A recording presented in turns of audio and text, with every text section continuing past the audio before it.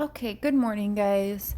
So I just want to go over something um, since I am being blown up since the live last night with Mama Kim on Unjustified and then our live about the guest that we had on. There's a lot of you saying he's not true, he's lying. First of all, I'm just going to say this person was never interviewed. He will not be found in the discoveries. You're all going off of, oh, he said his wife's name is Ashley. Leave it alone, okay? Yes, he did. As far as him duping us, I have to say we have pictures from him, we have videos from him. We can clearly see the job and the office and him walking around. At first, he was going to blur himself out. He asked to have his face blurred in the videos, but that is him in the videos. So he was there. He is who he says he is. As far as getting things wrong in the timeline, I think we're all guilty of that. And I think you could tell he was super emotional. We will chat with him some more and get him back up here some more. But I think the way people are going about it is all wrong because, again, we have the proof that's him. He's there in Nicole's office. He's there outside showing us the pipelines and the tic-tac-toe games. I mean, it's all there for us to see. That's him in the recording, right? What's it say? He's a fake. Look up his channel, The Notorious. Okay, lives in Texas for the last 5 years. It's on recording from coworkers and boss that Chris did not come to the office that morning, but he says he did. Chris did not meet with Troy for a fire stick in front of other coworkers. It was in a parking lot, and Chris... Oh, thanks, Dave. Okay, and Chris did not meet Troy for a fire stick in front of other coworkers. It was in the parking lot. And Chris had the girls. Nicole was verified to be at work that morning, and Anadarko sold over a year ago, but somehow he's still working there. Come on, y'all. Here's the problem. I did not actually hear Anadarko sold a year ago. I still heard that they are actually still selling. And we will never know, honestly, the truth, because a lot of people are saying, if the investigators are liars, how can we believe that everything they're putting out there? What if there was something on the GPS saying that he showed up at the office? What I'm saying in this case, to me at this point, is nothing is off the table. Maybe he did, or maybe he screwed up the timeline like we are all guilty of doing. Maybe he just forgot what day, That's very possible. And how do we know what happened and who met and how it was with the fire stick? We don't know that. He clearly remembered it was very weird that all the guys would all go talk, and that it was very weird that that they couldn't go and talk, and that Chris wanted to talk privately. I actually thought that was pretty genuine. But again, we'll get him actually up here, hopefully, and we will nail it down better, because like I said, you could see that this guy was very emotional.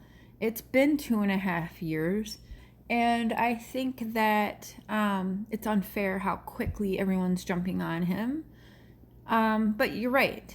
There are things that didn't add up. And I am hoping that it was just his nerves and emotions and just forgetfulness. Let's be quite honest. And we have all been at fault.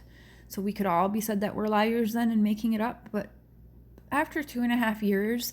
and the circles that this case goes in, it's very easy to screw up the dates. It's crazy.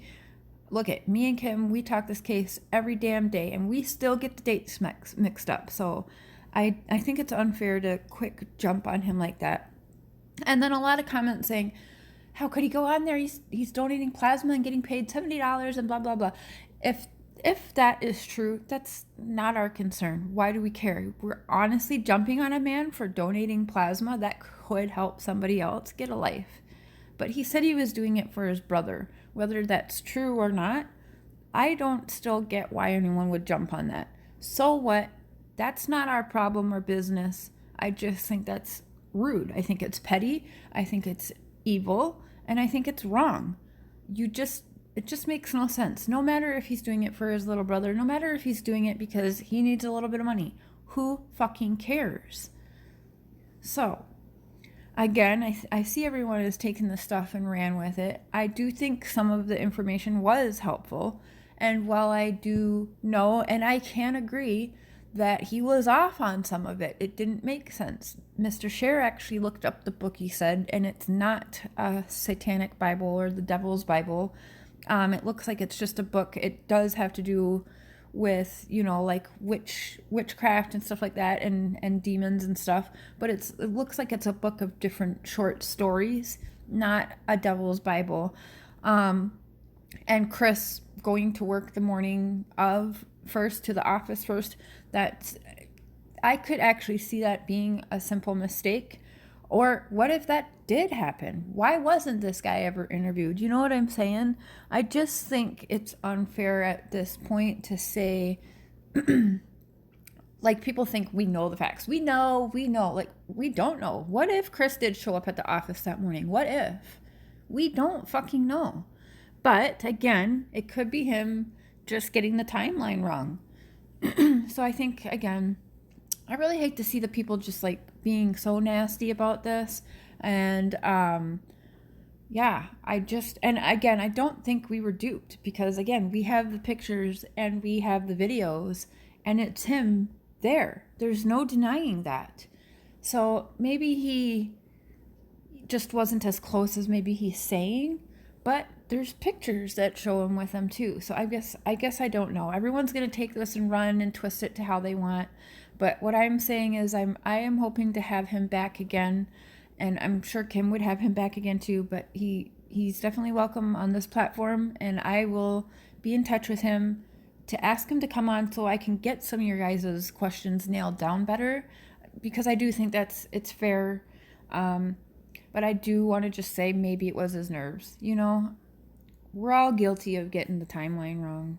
So I just hope he will feel welcome enough to want to come back to answer everyone's questions more in depth. And I think we can learn from that. Like, if he'll come back on and he can answer these questions better, you know, we can see from there. Some of the stuff did add up. It does align. So I think it was still a good interview all around, because it's new, it's someone new, and it's someone that did have interactions with everybody involved. So I think that's good. That's something we haven't heard. So, yeah, I'm not sure. And living in Texas, he did say he goes back and forth. And also, he did go on there very bluntly, like, showed his face and everything. He even calls out Kim for being a bitch and saying she wouldn't allow him to even go see or talk to Chris. Like, I don't know if he's lying. He's sure got balls, because he's calling certain people out and showing his face and everything, and saying how nasty NK is and was. And True Crime Rocket Science, I believe, is that the channel? He did actually make a good point when our guest said that Nicole was kind of slutty and she talked to everybody. You know, if that was her job, to be giving everyone, it's like me. I did a lot of customer service. I'm overly nice, and I would say I have a flirtatious personality. That could be, and I hate right now I'm making like an excuse for NK, but that should also show you I am trying to be fair in this case.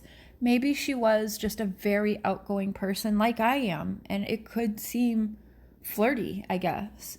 That's not how he made it sound, but I will give her the benefit of the doubt, since I did customer service, and, you know, she's in the office where you have to talk to people every day and get them out there. So that does align with the kind of personality, a very outgoing personality, that would make her good for that kind of job, actually.